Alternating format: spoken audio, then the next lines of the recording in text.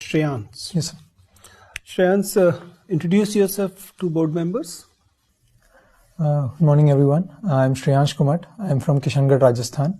I've completed my graduation from IIT Bombay in mechanical engineering.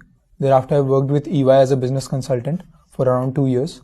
And thereafter, I left it to prepare for UPSC. So, why somebody who's an IIT graduate getting into civil services instead of getting into corporates? So, I was in corporate for 2 years. Yeah. And thereafter, I was looking what would be my next steps. And I was going through different opportunities that I can get. And I stumbled upon civil services, and it inspired me as a good next option, which can give me a wide gamut of opportunities and a platform in which I can contribute to the nation building as well and have a very, very prestigious job. So you stumbled upon this career. Yes. And it's very likely that after once you get into it, you'll stumble upon something else as well. I think within IS, when I did the research, I talked to my seniors. They told me that within IS, you get a gamut of opportunities. Like you get to be in different, like in district administration, you can take deputation in the centers as well. So there are a wide range of opportunities within IAS and within other civil services which are there. So I don't think I'll have to look outwards. I can always look inwards within what are different ways I can contribute in the job while satisfying myself.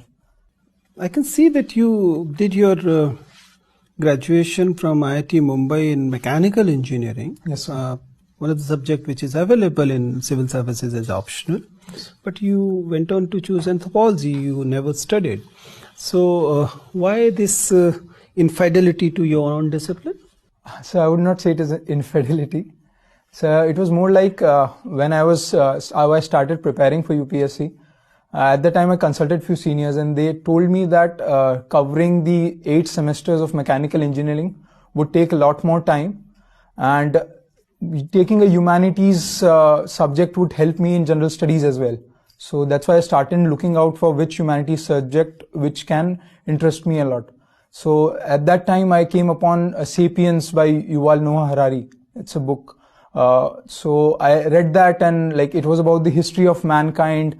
And like it got me really interested how we origined, and what we have today has a lot of civilizational history. And that is why I got interested into anthropology, and I thought this is the humanities subject that I can take. Okay. Shreyans, since you studied anthropology and you said you studied human development with great interest, tell me, what are anthropological bases of patriarchy?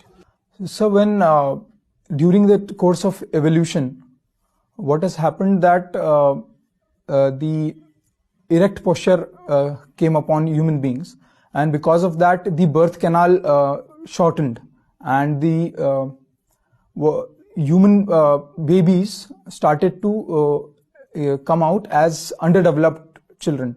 So the woman at that time had to take care of the children. So that particular thing led to a culture or a society in which division of labor had to happen. And in many society, that particular thing led to patriarchy. And you agree by the theory, or you believe there are some shortcomings in it?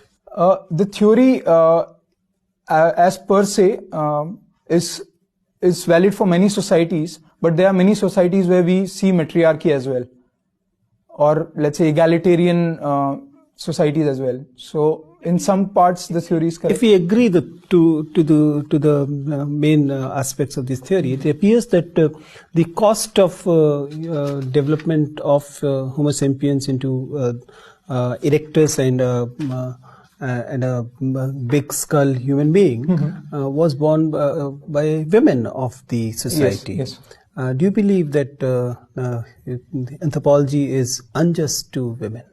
I don't think so. Anthropology as such. Human development is unjust to women. That is how it has happened biologically, you can say. But now, with our rationality in the society, we are able to identify that such thing has happened, and now we are trying to make sure that all the injustices are taken care of and empowerment of women happens. But if we look at our role as society and as a political class against the women reservation bill in the parliament, it appears that we are not adequately prepared to compensate for what we did in the past. So I think the change will have to come from the society itself. And slowly, as we can see, there are social reformers who are pushing towards it. And we need to generate the consensus and the political will to ensure that the much needed thing is done. Do you believe if we had a women in the leadership position for say another 2 decades after Indira Gandhi, we might have been in a different pedestal on gender justice thing? So women leader at the top would have given role models to many women, and they would have come out and made sure that they are able to get their rights. So that would have definitely helped. But at the top, it is one thing, but the movement has to come from the grassroots as well. So it has to be a balance of both. So that would have definitely helped. Thank you, Shreyans. Dr. Tan. Shreyans, continuing with your anthropology, seeing that you have special interest in it, tell me, what are the changes in cranial space from the starting of human species till now? So if we look at our ancestors, let's say the apes, they were having the cranial capacity of around 200 to 400 cubic centimeters. And currently what we have is around 1200 to 400 cubic centimeters. In between, there were Neanderthals who had cranial capacity of more than us. They're around 1500 cubic centimeters. Apart from that, how the shape of the skull has changed is that the prognathism has reduced. We now have flatter faces. Apart from that, you can say this is called the medulla. I am forgetting the term. So that has gone downward and backward. So earlier, what used to happen is an animal or an ape would have this. If this is the head, then this spinal cord will be like this. Vertebra will be like this. And now we have erect posture. So that has changed. So that has continuously helped us to be bipedal in nature and to be able to see farther things and help us in hunting. And these changes have helped us grow as a species. Okay. Which do you consider is the more important event of evolution? Cultural revolution, agricultural revolution, or cognitive revolution? You have read Sapiens. Yes, I have.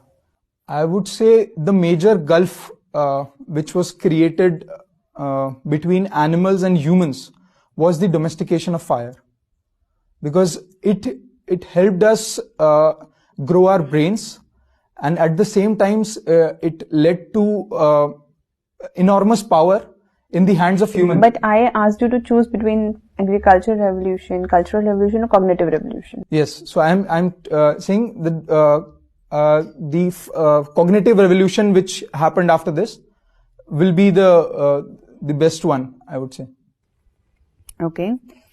You are also from Rajasthan. Yes, ma'am. I find that Rajasthan's culture is full of gender discrimination. There is feticide, there is infanticide, there was a social evil of sati. Till now there is violence against women, dowry, and lot many things. And still people say that Rajasthan has a rich culture. Convince me that Rajasthan has a rich culture. I don't feel so. Ma'am, all these things that you are saying, that women of the Rajasthan are marginalized, they have not been given equal rights in the society. I would agree with that. That has been there in the past, and slowly we are changing. We have taken many steps. You can see the child sex ratio has improved. The PCPNDT Act has been enforced with greater extent. And at the same time, I would say